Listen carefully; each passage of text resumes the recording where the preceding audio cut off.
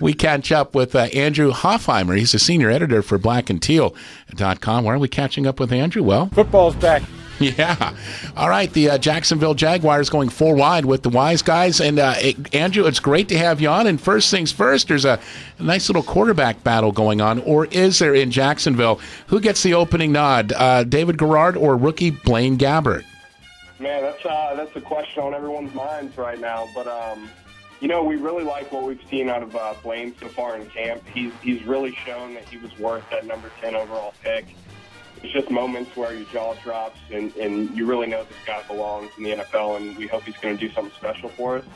But, he's only been playing pro football for a month, so I think David Garrard gets the nod to start the season off.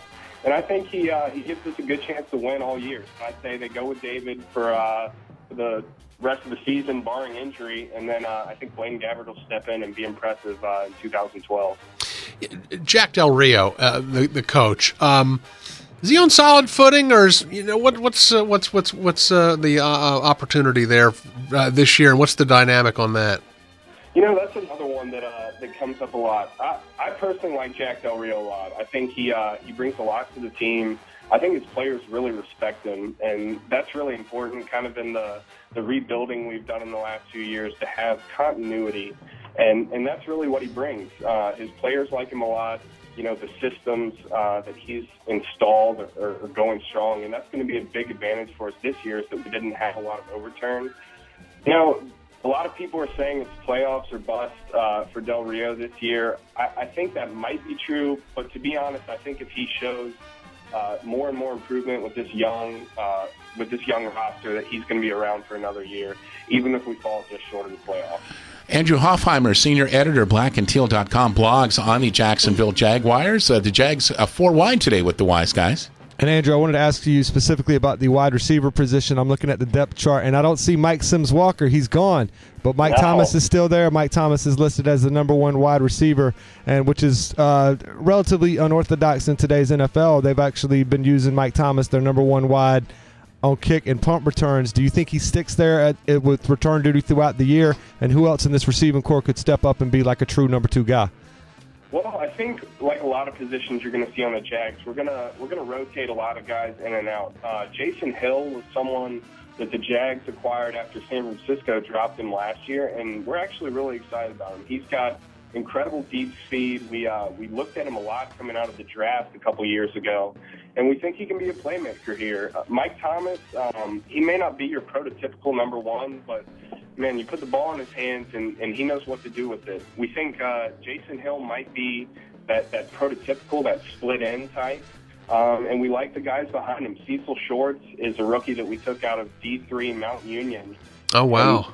And everyone said that he showed up and he looks like a pro. He's smooth, he's confident, he's got great hands. Coming in and out of his cuts, he's very good, and a lot of polish for a D3 player. And Jarrett Dillard is someone that people forget about, but he was an absolute beast in college. I think he set the NCAA record for touchdowns at Rice, and he's got great vertical leap. Really smooth out of his cuts, and he hadn't done much the last few years because of injuries, but we're hoping he's healthy this year and can contribute a lot for us, especially on third down. Yeah, I've always liked Dillard. If he could stay healthy, he could definitely be a weapon. And speaking of Shorts, coming out of Mount Union, another wide receiver that has become a household name, also out of Mount Union, Pierre Garçon. I'm not saying Cecil Shorts is a Pierre Garçon, but he's definitely capable of playing at this level. Yeah, that's probably why he got the look. Pierre probably brought a little more recognition to the school, and Cecil is, like I said, everyone has said that he just looks like he belongs in the NFL, so we're pretty excited about him. Hey, we're speaking with Andrew Hofheimer. He's senior editor, blackandteal.com. He blogs on the Jags. He jags on the blogs. Jacksonville Jaguars going 4 wide with the Wise Guys today. Before I let you go, Andrew, I want to get your thoughts on a lot of folks in the know saying if L.A. gets a professional football team, that the Jaguars could be one of those teams to move. A, how is that going over in Jacksonville? And B, what about the fan support in Jacksonville and in that part of Florida? Well, I tell you, we do not like those talks. The Jacksonville faithful are a pretty feisty bunch, and we don't like hearing that we're going anywhere. And Wayne Weaver's dedicated to this team. The fans that are showing up at the games, I would say we've got some of the best fans in the NFL. We don't have the most in the NFL, but the ones that show up love Jaguars football and know a lot about it. As far as support, we're dealing with some ticket issues, just like a lot of franchises are, especially with that lockout. With the kind of economic times and the lockout, all the unsureness going on out there.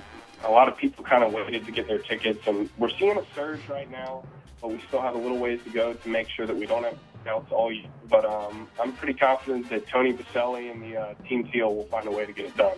And we should point out the Jags will be taking on the Panthers. It looks like it's in Charlotte, Week 3.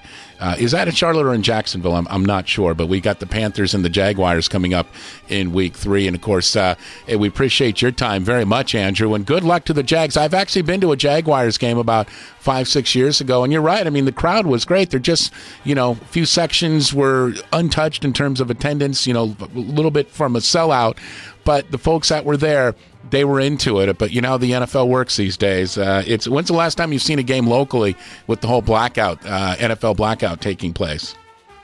You mean on TV? Yeah. Well, last year we didn't have any blackouts. We were proud to, sell enough tickets to prevent those all last year. Nice. I'm a season ticket owner myself, even though I live up in Atlanta, and I make it down for all the games that I can, and make sure when I can't make it down, someone who's going to enjoy the game gets the ticket. So there's a lot of support there, and I think, as we build our fan base, really, get the younger folks who've been watching the Jags since they were little to step up and start buying tickets. I think this franchise is really going to take a strong foothold, be in Jacksonville for a long time. Well, man, good luck to you guys, for sure. And, hey, safe travels during the football season from Atlanta to Jacksonville, my friend. We appreciate you very much, Andrew. Thank you very much. Thanks for having me on, guys. Our pleasure. That's Andrew Hofheimer, senior editor, blackandteal.com, as we go 4 wide NFL preview with the Wise Guys.